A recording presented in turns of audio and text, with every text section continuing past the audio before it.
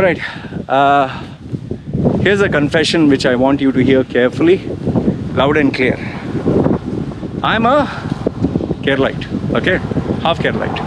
My father, my stepfather, my real father was, why do I say real father? Because I had a second, my mother remarried. So my father was from Kochi, Kerala, okay? Now, I do not remember my father because my mother and him broke off. He was a guy who used to work in the ship. His name is Daniel Leslie Machedo. Now, I do not know if he was Anglo, half Anglo, whatever, but his name was Daniel Leslie Machedo. I've never met him. I don't know anything about him. The only thing I know is he is from Kochi, Kerala. Now, he was a guy who used to work in the ship. Now, I did try to locate him, find him. I could not. So I gave up. At some point, and today, honestly speaking, it doesn't matter because it has been ages. Okay, so now, given the fact that my father was from Kochi, Kerala, well, the fact of the matter is my roots are half Kochi, Kerala. My mother is from Mangalore. Okay, my mother is from Mangalore, Karnataka. My stepfather is from Mangalore, Karnataka. Now, I was born in Mumbai. It's called Bombay or Mumbai. I was born in, I think, Andheri. Okay, I think it's Vira Desai. Not too sure. Andheri East or Andheri West, wherever Andheri. Okay, so I was born in Andheri, and I was raised there. And at a very small age, an age I cannot remember, I came down to Dubai. Obviously, those days the gold rush was there in UAE, so many people ran off to UAE, okay, to make money. And my mother and stepfather came at the right time when anyone who could join would get a job, and the chances for you to get to a senior level were very easy. You're talking of the days where they were just like this roads, you know, simple 1-lane road, 2-lane road, and you know, Emiratis were like welcoming, and you could get a house, an apartment, small apartment for 2,000 dirhams a year. 2,000 dirhams a year, let that sink in, huh? 2,000 dirhams a year. That's hardly, I think, $300 or $500 or whatever. It was so cheap, $500 a year. You could get a single bedroom. It was a very different time. It was full desert. There was only one building, maybe World Trade Center. There was no other skyscraper those days. So, anyway, so I was there, and I was taken there, and the reason why I tell people I was born and raised in Dubai, because it's a single sentence. You can say born and raised, but if I were to say I was born in India, raised in Dubai, if I say that, then the second question comes, okay, born where? Oh, you're born in Bombay, so were you a Mumbaiite? Then I tell them, no, my mother is from Mangalore. Oh, so are you from Mangalore? No, my father is from Kerala. So it goes a long conversation, which is unnecessary. So to make it short, I just say born and raised in Dubai. Now, the exact number of years that I stayed in UAE, I think it's 38. Okay. To give it a rounded figure, I say 40 years. My parents, 50 plus years. Okay. So I got that out of the way. Now, the reason why I'm sharing this background first is to tell you that even though I have an Indian passport, I hardly know anything of India. Hardly. The only time I was in India for a longer duration, apart from that, you know, summer months, once in 3 years, people from the Gulf, they used to call it the Gulf, used to come back to India. That time India was not open for international markets. So whenever people from the Middle East used to come down, they used to bring chocolates and nuts. There was no Snicker, there was no Toblerone, there was no Mars. They used to buy almonds and cashew nuts and all that. And that time people in India used to, wow, they used to go crazy about all this. Okay. However, today, all the international and expensive brands that you can get in, you can get anywhere in the world, you can get in India. Just wait until this carriage goes. 1 second.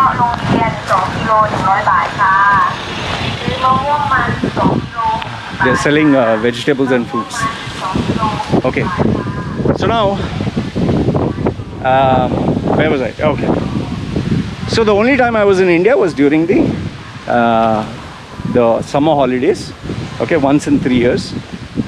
And the only other time I was there was during the Gulf War in the 80s, when Iraq invaded Kuwait, and we had what the hell was that? The fear of a nuclear bomb. So many Indians left the Middle East and went over to India or back home, because we thought a nuclear war will sing. And that was where I actually stayed in India for 8 months, Andheri, Charbangla. Yeah, in Andheri. Okay. Now, why I give you this background is to let you know how much of me knows India, how much of me is India, and the fact that I have never stayed in India. Now, see, even though I have an Indian passport, the problem is, this is just it's like saying I'm married, for example, with one woman, but I'm living with another woman. Just namesake shows married, but I'm living with other women and all. So it doesn't make any sense. Especially, let's say you're married to a woman for 40 years, but you have never been with that woman, you've been with all other women. So it doesn't make any sense. So legally, if you look at it, yes, he's married. But if you look at it from common sense, what marriage? Okay. In the same way, I have an Indian passport, which by default I've been given. Had UAE or the Gulf countries given citizenship like Canada, New Zealand, Australia, okay, had I been a citizen of that country. Now, this is the same problem now which some people are facing in UK and US, where even after being there for 2 generations, 3 generations, because they came illegally, they are throwing them out and saying, no, go back to your country where you came from. Now, this is happening in UK, this is happening in US. And the matter aggravated after Donald Trump and came into office, into power. And you also have Boris from UK who is doing the same thing. Now, I represent so many NRIs who were born in the Middle East, who have an Indian passport, okay? But we are in a conundrum. It's like, okay, I call myself Indian, but what do I know about India? No, nothing. In fact, most of us, we don't want to go to India. You know, this is not to hate on India or not to hate on Indians, but many of us think going back to India is going a step backward. And the reason for this is because, you know, when you stay in a Western country, the roads are perfect and the lifestyle is rich and there are so many perks and benefits. You don't get people who are poor, like buffaloes and this and that, crossing, and people shitting, pissing on the streets and spitting. Don't get me wrong. This is not me hating on India. This happens in many parts of India. It does. Let's not act like it doesn't happen. I know what you'll say. There are rednecks in abroad, yes. But the number of poor in India are much more. India's population is 1 billion, man. Come on. And that's why you get people shitting, pissing, burning people, the rivers of Ganja, or they'll throw their relatives in the water, and because they don't have money to, after the COVID, you can see all this, the superstition of their gods and cow god and having bath in cow dung and all that. Come on. Drinking cow piss and calling this anti-vaccine. This comes from where? Lack of education, right? So listen, I'm not trying to justify, but I'm just giving you a perspective, okay? So what happens is, most of us NRIs, we don't want to come back to India. We want to go a step forward into the modern world. So many of us dream of going to UK, US, the NRIs, New Zealand, Australia. So where you have a white passport and you feel proud about it, okay? And this was also my problem for so many years. I was ashamed, I'm being honest with you, I was ashamed of my Indian passport. I was ashamed of being called an Indian. I wanted to be something else. I wanted to be Gora, white. I wanted to have a British passport, American passport, white passport. Seriously, for so many years of my life. I always wanted, oh, I'll go to the West and you know, given the fact that you watch Hollywood movies, my fascination was to have a blonde female. blonde female with nice tits and beautiful body, and what you see in Hollywood movies, the James Bond thing. Because I didn't have a proper upbringing. I was influenced by the TV, by the video movies. Those days, cassette deck, tape deck. So this is how I was brought up. I never knew that your value should be come from within. I never knew all that. Nobody was there to teach me. There was no Google, there was no YouTube, there was no positive books that you could read. There was nobody guide me. So I believe going to the West was prestigious, which is why I got married to my first wife, which was at the age of 21, a bloody fiasco.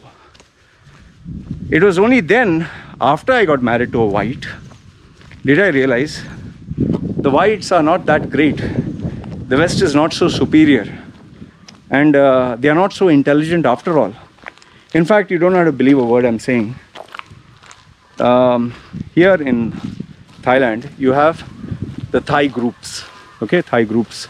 You have community groups, you have bar groups, you have friendship groups. Just join some of these groups and have a look, even buy and sell, especially buy and sell. You will be shocked. I'm telling you this. You will be shocked to see so many white-skinned people with white passports. Foreigners, we call them foreigners. These people, what they are doing is, they are selling things which they don't need. 1 second, huh? Yeah.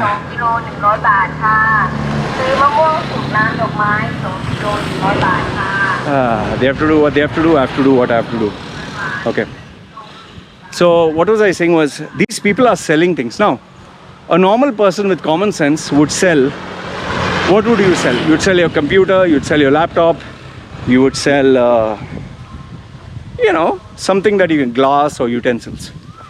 These foreigners, white-skinned people, I'm just saying for people of the West, it's not that there are brown-skinned people, Westerners with a Western passport, Australian or American or German or whatever, okay? And now I know, I check their profile sometimes, especially the ones who have real profiles. These people, they'll go to a bar and drink, they'll have expensive lifestyle, they travel, they show that they're enjoying life. They are with a lot of these Asian girls. Most of them are old enough to be their granddaughters. Okay, so these guys, they show that they are so posh. Even youngsters are there. But what they are selling is slippers. I've actually seen it. I've even forwarded it to my groups before. Slippers. Some of them are selling socks. I've seen one where, the broom, which you get for less than, I think, $50. You can buy one. That was also being sold. You get one plate. Plate, 1 or 2 plates, glass, 1 glass, plastic glass. They're selling that. In fact, one lady was even selling Pampers, not used. She used like a box of Pampers. There were like 20 left, and she's selling that also. If you check their profile on their Facebook, they're busy showing off. Oh, living on the beach and showing their bodies and but if you see what they're selling, you begin to wonder, like, is something wrong with these people? How the fuck can you sell all this shit? How can you sell a slipper? There's so many things I tend to give for free, because I'm like, it's okay, some poor person, let them keep. Now, I'm not saying the entire country is like this, but I'm giving you a perspective. If you think the Western people are all intelligent and all superior, tell me, what do you call this transgender issue? A guy with a male package, male genitals, male, is saying you have to call me she, you have to call me a girl, I'm a girl. A girl with a vagina and breasts is saying, no, you have to call me they, them, I'm a male. How do you explain this? Please explain to me. Then you have ladies who are walking naked and saying liberation. You have ladies who get periods, who are showing their blood and opening their legs and showing their trouser that is wet with blood. It's liberation. Oh, we are not uneducated and backward. You get people like this. So explain to me. So what I'm trying to make you understand is, It's not that people in the West are far superior. And why I'm bringing this out is so that you who have an Asian passport, an Indian passport, you who have Asian roots, you should not be ashamed of who you are. I see people who are dark trying to put cream to look white. I see people who have a flat nose trying to get a surgery and get a better nose. You see this happening in Korea. Korea has 94% surgeries. 94% of the population, let that sink in, 94%. You know how shocking that is? That's like out of 10 people, 9 of them will have a surgery. Do you know how many whites are trying to sleep in the sun for hours and hours, wasting time to look dark? And then you have white people trying to look dark, and you have brown people trying to put fair and lovely and look white. What nonsense is all this? We have to stop being ashamed of who we are.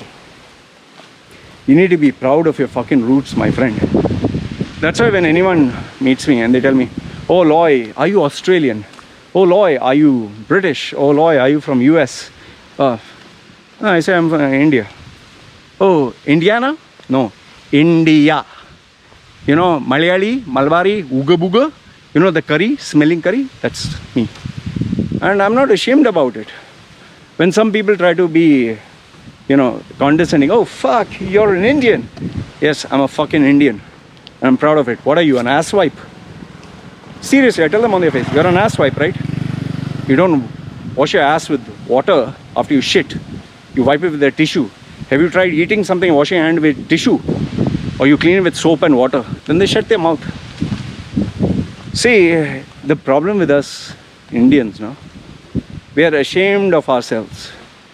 That humility or that being humble is engraved to the point where being humble and this thing, we suffer from low self-esteem. See, in our Indian culture, we call someone who's elder than us sir, Guruji, or we call mother or father out of respect. Okay? But now the problem is, these people who feel, "Oh, this person is more than me, I call him sir." Now, every rich person I have to call sir. Every person who is elder than me, even if they are stupid, I call them sir. Every powerful person is sir. Now, even though that is good in terms of humility, you need to know where to draw the line. With my mentors, I give them respect. Believe it, I say sir, or I say, mister or whatever. But with someone, if I'm talking to them, and even if they are rich or very powerful, I call them with their first name out of respect. Okay, heads of governments and all that, if it's a formal scenario, you can't meet the president of a country, "Hey, Obama, man, how are you doing?" No, you can't do that. Publicly, you have to call them sir, Mr. President, You have to give the respect. They have earned it. If you meet the king of a country, you can't say, "Hey, Abdullah, hey, Mohammed." No, Your Highness. Common sense has to prevail. If you're meeting, let's say, a multi-billionaire, obviously he has achieved far more than you. You can give him that respect. You lose nothing. You can't say, if you meet, let's say, Elon Musk, "Hey, Elon, buddy, how are you doing?" He's not your fucking buddy. Doesn't need you. You need him. So, some areas there should be respect, but common sense should prevail. Now, coming to the part of identity. What I told you, I'm a Mallu. I'm a Malayali. Half Malayali, whatever. I used to be ashamed. But today, if someone asks me, "Hey, fuck, you're Mallu." Yeah, I'm a proud fucking Mallu. What the fuck is your problem? I tell them, I'm a fucking Mallu, man, and I'm fucking proud about it. I'm proud about my roots. What the fuck is your problem? Then they realize, "Oh shit, I'm talking to a guy who's not ashamed." You should not be ashamed of who you are. And they say, "Oh, you're Indian." Yes, I'm a fucking Indian. Who the fuck are you? Which zoo are you from? United States. Oh, the place which is having fucking unemployment, mental cases, fucking goes around the world bullying them. And so many fucking people unemployed that they run away from their own country, where you have to print fucking money and you're living under deficit. You talk. Don't fucking keep quiet. I'm not saying that I hate people in US. Don't get me wrong. But if there's a piece of shit who acts like a bitch, you put him in their place. Generally, I'm very respectful. If I meet someone from Australia, or Canada, even Pakistan. I have Pakistani friends who, many of our Indians have funny opinions.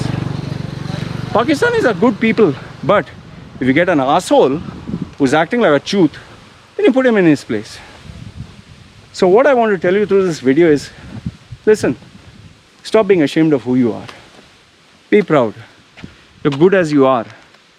Whether you are Muslim, Hindu, Christian, Indian, Pakistan. But, final thing. Don't let that identity brainwash you towards pride and arrogance. Don't say, I'm a fucking Indian, oh, what the fuck, I'm rich. Oh, I'm a Christian. Or I'm Muslim. You're from which substandard religion? No, stop that fucking shit. There you're a fucking cunt. Then something's wrong with you. Don't have this thing that, oh, we are the special religion. We are the real religion. You're the fake religion. No. That kind of arrogance also is stupid. Oh, we are Indian. You don't support us, you're anti-national. No, that's stupid. So all I'm saying is, have a balance between humility, self-respect, and, treating people with respect. Also learn to respect and love yourself, because that is very, very important. So what I wanted to share through this video, if I were to summarize, just stop trying to be who you're not. Stop being ashamed of who you are. Whether it's your poverty, whether it's your failures, whether it's your success, it's you. You can love yourself. Brownie, love yourself. I'm not saying be happy with being mediocre, but use common sense, no? That is why anyone tells me, oh, you're Indian, oh, you're Malbari. Yeah. So, what the fuck are you? Where are you from? Oh, I'm from UK. Oh, you're one of those refugees who was thrown there? USA. Who the fuck cares, man? If you have money, fucking you can talk. Don't have money, shut the fuck up. That's how I put people in place. Then you'll say, yes, if you have more money, this it never ends. Anyway, you got my message. You know what I'm trying to tell you. So let me know your thoughts. Have you experienced this, what I'm telling you? And let me know whether you think I'm right or wrong. Okay? You guys take care. Once again, this is me signing off. Chal man.